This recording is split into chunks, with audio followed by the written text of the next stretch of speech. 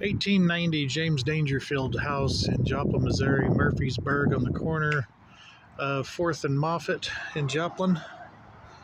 Facebook's changed up their messages to where you can't send videos over a minute long, so I'm shooting this to post onto YouTube.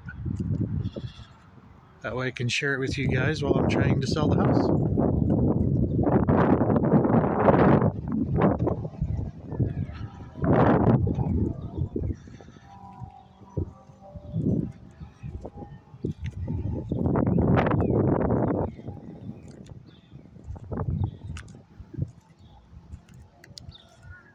It is currently the only house on the corner of 4th and Moffett.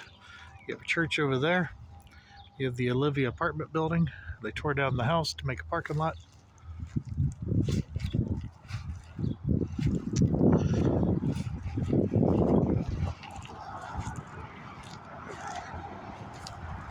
Most of the soffit damage that you see on the outside of the house is actually where the original copper gutters are leaking from up above. So those will need to be repaired. It is in the middle of town. There's not much of a yard. I believe the survey on the property had it at 72 feet wide and 120 foot deep. The rock underneath the house is all Carthage marble, or Carthage limestone, depending on what you wanted to call it. Of course, that hasn't been mined for a long time now. The garage in the back is more of a storage building than a garage. A little bit hard to put a car in there if you wanted to. Central heat and air units were replaced in 2020.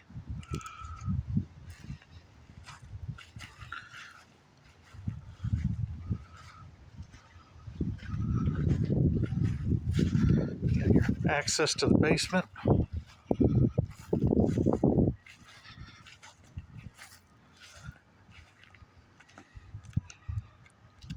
Another view of the garage. You do have a door on this side. It's just kind of short on the inside. It'd be hard to put a full-size vehicle in, but you put the smaller compact car if you don't mind driving over the curb to get into it, plus the bump into it. This is your small back porch here. There is a balcony up top. The roof on the upper half has collapsed down and laid down on the balcony upstairs. It is ready to be disassembled and removed from the house.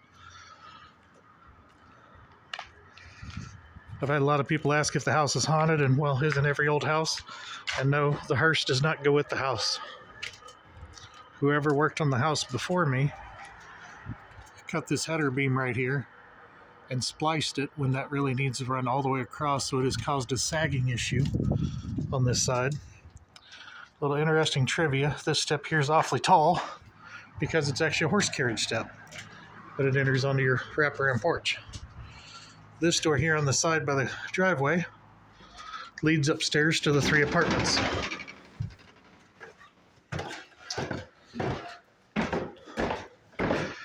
We have 2 studios and kind of a 1-bedroom type setup up here. This first studio is a little awkward because it gets this bathroom, and the studio itself is that doorway on that side of the hallway. The floor is opened up because it does need the plumbing redone still. We've removed the stack that ran up through the wall here. It was cast iron and leaking. It also needs the water lines replaced. Here's your small studio. The closet, which has a bunch of the doors that are taken down so they can be repainted. You do have the leaded glass. Here you can look out and you can see the copper gutter where the seams are that have came apart, which is what's causing the soffits to rot. The copper gutter is all the way around the house. Your cabinets are in the closet as well for this kitchen if you don't replace them with new doors. Turning down the hallway here, you come back to the second studio. That is just storage for now. Electric has been updated. This studio actually has more of a kitchen with its bathroom attached. And then it comes up into this little room here. You got your old French doors going out onto the the deck, which right now has got the roof sitting on it. Some built-in storage there. Another closet. And this little nook over here with a built-in desk. The extra glass that you see up here is to replace the broken window panes. That staircase leads to the third floor. That door is currently shut so that you don't go messing with that one because it goes with this apartment over here. It has a walkout patio on it. Nice little space to hang out and watch the strange people walk by if you want to people watch. Fireplace, I believe, is original. It does not have gas ran to it at this time. You got your little kitchen nook thing over here where sink and would have been a small apartment stove in here. And then you got your stairs that combine over to the ones that were in the hallway to go to the third floor, which still needs some plaster work done on the stairs going up. Little nook space over here that comes out to the front. You can also, once again, see the copper gutters up here.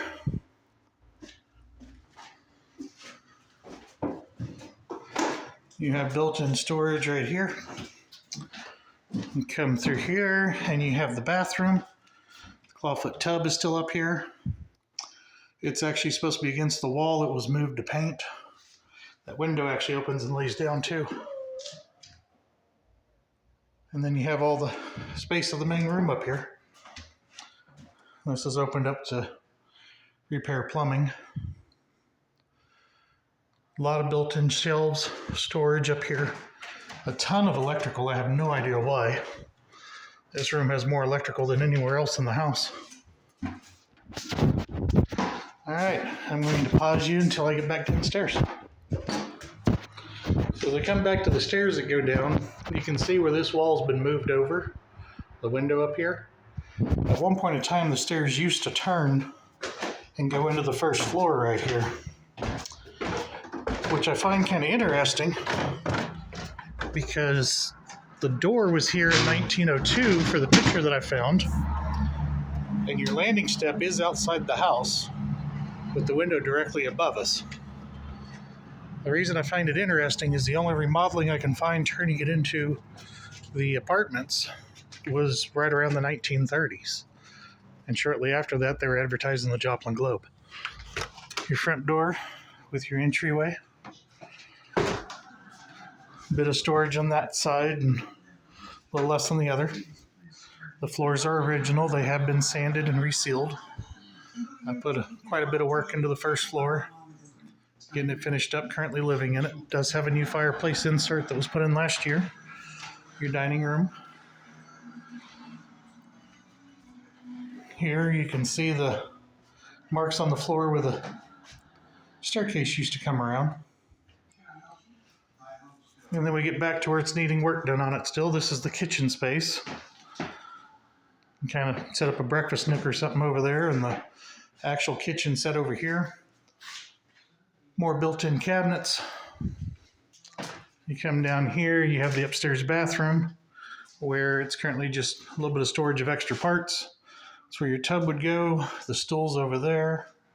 I put self-leveler down to start leveling the floor out and get it ready. You have a butler's pantry going to the back door. Back door is where the breaker box is, and it's all been updated as well. One of the back bedrooms. The purple room, as we call it. Floor is all resealed, pre-stained. And another bedroom. Same thing done with it. Off to the basement. Basement stairs does have a little bit of an issue as you go down them toward the bottom. There's a weak spot on the last two stairs when they curve. It does need to have those two steps at least replaced. I get a lot of questions about the foundation. It's Carthage limestone. It's 18 to 24 inches thick. Unlike most of your slapped together houses that we have nowadays, this is a monster. It's not going to move more than it already has in the past 130 years.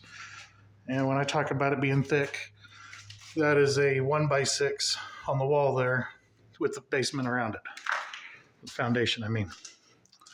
You come in this room and it's the furnace room. Heat and air units, of course, like I said, were replaced. Hot water heaters would sit behind them over here in the corner. I have 1-inch water line ran through for the cold. I have not ran the hot yet. You actually have the coal room back here in that corner too. And then you come to the back part of the basement. And when I first got it, there was actually pipes ran over here for a washer dryer to set up in this area here. There's actually a drain in the floor there. Then you've got the back there, still needs windows replaced. I started replacing with glass block and haven't finished. Haven't had time to work on the house. Your bathroom down here where the doors are there's actually a shower behind there. Don't know if it drains right or anything. Haven't ever used it. Haven't ran water into it. But there you go. One big old house. Ready for you to buy and make your dream out of it. See you guys.